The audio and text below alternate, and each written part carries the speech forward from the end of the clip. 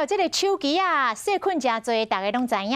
清华大学来研发出一项上界新的科技，是一顶搭伫个手机啊荧幕的薄膜。咱咧背手机啊同时，就会当来杀菌咯。 去便所手机啊，嘛是摕条条，即马大家手机啊拢无离身，细菌嘛对条条。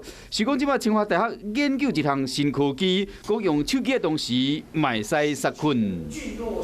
将薄膜贴于手机荧幕上，透过按压的方式，可以达到抗菌及除菌的功能。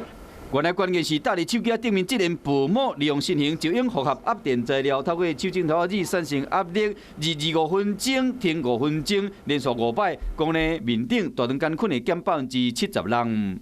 落数呢，可以降低它粘附在上面。 要做出这款新型的压电材料，甲壳素是袂使欠的原料，会使为鞣鱼骨、虾仔壳也是毛蟹壳来处理，卖使透过仿生技术来做。 薄薄一片尔，就会使有真大的效果。这项研究嘛，将登上国际期刊替台湾成功。